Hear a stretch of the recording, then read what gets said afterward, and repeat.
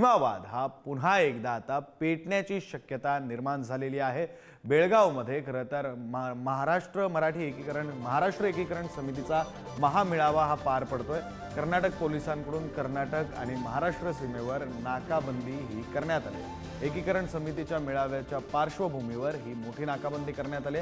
महाराष्ट्रातील नेत्यांना अडवण्यासाठी जोरदार तयारी देखील केली गेली आहे। निपाणी पोलिसांकडून कोगनोळी इथल्या दूधगंगा नदी पुलावर नाकाबंदी करण्यात आली, तर महाराष्ट्रातून कर्नाटकात जाणाऱ्या 4 चाकी वाहनांची कसून तपासणी केली जाते। महाराष्ट्र आणि कर्नाटक सीमावाद हा यामुळे पुन्हा एकदा पेटण्याची शक्यता चिन्ह निर्माण झाली।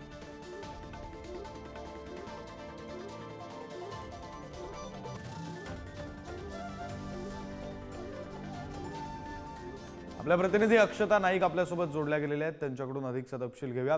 अक्षता, खरं तर ही आता पुन्हा एकदा सीमावाद पेटण्याची शक्यता आहे, तणावपूर्ण परिस्थिती निर्माण होऊ शकते आणि या पार्श्वभूमीवर प्रशासन सुद्धा सज्ज झालेलं आहे, मोठा फौजफाटा तैनात करण्यात आलेला आहे। काय नेमकी परिस्थिती या सीमा भागातली नेमकी परिस्थिती काय?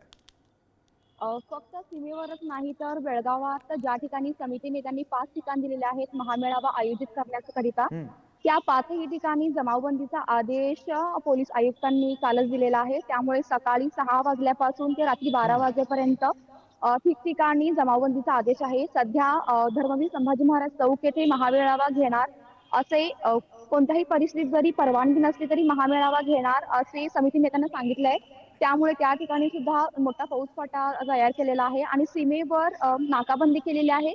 महाराष्ट्र एकीकरण समितीच्या नेत्यांनी महाराष्ट्रातील नेत्यांना महामेळाव्याला आमंत्रित केलेलं आहे। त्यामुळे कोणत्याही नेत्यांना बेळगावात येऊ येणार नाही असा पवित्रा पोलिसांनी घेतला। त्यामुळे सीमेवर कसून चौकशी करण्यात येत आहे। 4 चाकी वाहनांची सुद्धा कसून चौकशी करण्यात येईल। बरं अक्षता, तुम्ही अशाच जोडलेला राहा। आपल्यासोबत शेखर पाटील हे कोल्हापुरातून आपले प्रतिनिधी जोडले गेलेले आहेत, त्यांच्याकडे जाऊया। शेखर, खरं तर कोल्हापुरातून सुद्धा काही नेते जाणार आहेत आणि त्या पार्श्वभूमीवर सीमा भागावर मोठा पोलीस फाटा तैनात करण्यात आलेला आहे, पोलिसांचा फौजफाटा तैनात करण्यात आलेला आहे। काय नेमकं कोल्हापुरातून कोणते नेते जाणार आहेत, कधी निघणार आहेत, काय तपशील आहे सगळ्या संदर्भातला?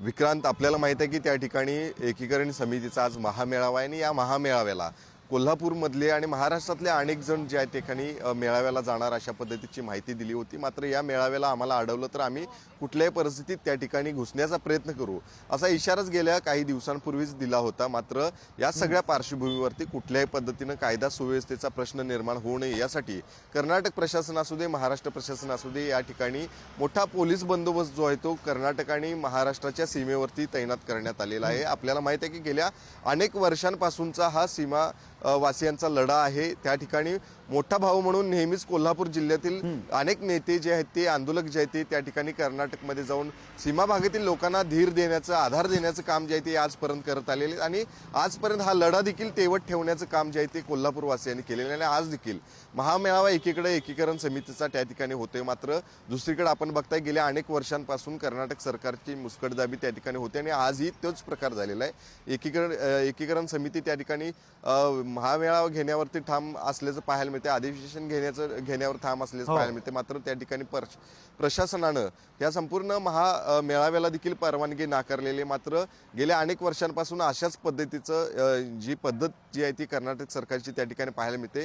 कुठल्याही पद्धतीचं आंदोलन करायचं त्या ठिकाणी झालं तर त्याला परवानगी देखील नाकारली जाते। कुठल्याही प्रकारे आवाज जो आहे तो उठवला जाऊ नये अशा पद्धतीचं काम जे आहे ते प्रशासनाकडून त्या वेळोवेळी केले जाते आणि यावेळी देखील तसाच प्रकार जो आहे तो पाहायला मिळतो। आणि म्हणूनच कोल्हापुरातून मोठ्या प्रमाणात शिवसैनिक जे आहेत ते कर्नाटकच्या दिशेने जाणार आहेत। सकाळी 9 वाजता कोल्हापुरातल्या छत्रपती ताराराणी पुतळा या ठिकाणी सर्वजण जमणार आहेत आणि तिथून भगव्या रॅलीच्या माध्यमातून कर्नाटकच्या दिशेने सगळेच शिवसैनिक जे आहेत ते रवाना होणार आहेत। त्या ठिकाणी मात्र मोठ्या प्रमाणात तणावाचं वातावरण देखील निर्माण होण्याची शक्यता, कारण गेल्या अनेक वर्षांपासून आपण बघतोय काळा दिन जो 1 नोव्हेंबर रोजी असतो, त्या 1 नोव्हेंबर रोजी देखील मोठ्या प्रमाणात कोल्हापूर असू दे आणि महाराष्ट्रातील कोणीही त्या ठिकाणी काळा दिन पाळण्यासाठी बेळगावमध्ये येऊ नयेत यासाठी बंदोबस्त जो आहे तो तिथल्या प्रशासनाकडून केला जातो। आणि आज आज देखील तशाच पद्धतीचा बंदोबस्त जो आहे तो सीमा भागावरती पाहायला मिळतो। त्यामुळे निश्चितच 9 वाजता शिवसैनिक जे आहेत ते जमणार आहेत आणि त्यानंतर कोल्हापूरपासून 20 किलोमीटर अंतरावर असलेल्या कोगनोळी टोल नाका ज्या ठिकाणी कर्नाटकची बाँड्री सुरू होते त्या ठिकाणपर्यंत मोठ्या प्रमाणात सर्वजण जे ते भगव्या रॅलीने जातील। त्यामुळे निश्चितच पुढे जाऊन कशा पद्धतीने हे आंदोलन आजचं त्या ठिकाणी होणार आहे हे पाहणं गरजेचं आहे। विक्रांत, खरं शेखर, तुम्ही सुद्धा जोडलेलेच राहा। पुन्हा एकदा अक्षता यांच्याकडे जातो। अक्षता, खरं तर शेखर ज्याप्रमाणे सांगत होते, मागच्या अनेक वर्षांपासूनचा हा लढा आहे। कोल्हापुरातलं सरकार, कोल्हापुरातलं प्रशासन हे तिथे आंदोलन होऊ देत नाही। नेमकी सरकारची भूमिका काय या आंदोलनासंदर्भातली, किंवा मग या एकीकरण समितीच्या महामेळावा संदर्भातली सरकारची भूमिका काय? कारण इकडे महाराष्ट्रामध्ये आता महायुतीचे नेते हे तिकडच्या सरकारवर आरोप करू लागलेले आहेत, टीका करू लागलेले आहेत। खरं तर कर्नाटकाच्या विधिमंडळाच्या पहिल्याच दिवशी कर्नाटक सरकारच्या विरोधात महाराष्ट्र एकीकरण समिती आपण मराठी भाषिक असल्याने या ठिकाणी हा मेळावा आयोजित करते। 2006 पासून हा मेळावा बेळगावात आयोजित करण्यात येतो। दरवर्षी या मेळाव्याला परवानगी मिळत नाही, पण काही झालं तरी आमच्यावर गुन्हे दाखल झाले तरी आम्ही मेळावा करणारच अशी समिती नेत्यांची ठाम भूमिका असते। त्यामुळे ते दरवर्षी अशा प्रकारची महामेळावा करतात, काळाधीन करतात। मात्र कर्नाटक सरकार मराठी भाषिकांवर दडपशाही करण्याचा प्रयत्न करते। तसेच काही संघटना सुद्धा आहेत, त्यांनी सुद्धा समितीवर बंदी घालण्याची मागणी केलेली आहे। आता गेल्या काही दिवसांपूर्वीच कन्नड रक्षण वेदिके यांनी अनेक वेळा आंदोलने केली। जिल्हाधिकारी तसेच पोलीस आयुक्तांना निवेदन सुद्धा दिले की समिती नेत्यांना तडीपार करा। मात्र मराठी भाषिकांची हीच इच्छा आहे की हा सीमा प्रश्न आहे हा लवकर सुटावा आणि महाराष्ट्रात जाण्याची त्यांची जर तळमळ बघितली तर यातून ही दिसून येते। मात्र याकडे महाराष्ट्र सरकार म्हणावं तसं लक्ष देत नाही असं महाराष्ट्र एकीकरण समिती नेत्यांचं म्हणणं आहे। त्यामुळे आज जर महामेळावा झालाच नाही, पोलिसांनी त्यांना अटक केली तर सीमा प्रश्न पुन्हा पेटण्याची शक्यता आहे। बरं, अक्षता आणि शेखर, तुम्हा दोघांचेही धन्यवाद, तुम्ही दोघांनी दिलेल्या या सविस्तर माहितीसाठी।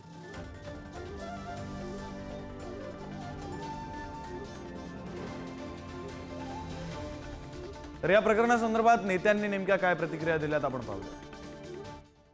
कर्नाटकमध्ये काँग्रेसचं सरकार आहे आणि काँग्रेसची पहिल्या दिवसापासूनची रणनीती अशी आहे की सीमा भागाचा प्रश्न हा सुटता कामा नये। महाराष्ट्र एकीकरण समितीची मागणी काय आहे की सीमा भाग जो आहे तो महाराष्ट्रामध्ये आला पाहिजे। जो सुप्रीम कोर्टामध्ये जे पिटिशन दाखल आहे त्याचा निकाल झाला पाहिजे। त्यासाठी महाराष्ट्राचं सरकार हे सीमा भागातल्या जनतेबरोबर आहे, हे आम्ही अनेक वेळा सांगितलेलं आहे। मी देखील अनेक वेळा सीमा भागामध्ये जाऊन आलेलो आहे आणि अशा पद्धतीची मराठी नेत्यांना जर बंदी घातलेली असेल तर त्याचा मी जाहीरपणाने निषेध करतो। तिथल्या कर्नाटकी अत्याचाराविरुद्ध जे आमचे तिकडे मराठी बांधव ज्यांना त्रास होतोय त्यांच्या पाठीमागे शिवसेना उद्धव बाळासाहेब ठाकरे हे खंबीरपणे उभे आहे। याच्यापूर्वी देखील संजय राऊत अनेक वेळा गेले होते। मी महापौर असताना काळा दिवस होता त्या दिवशी पण गेलो होतो।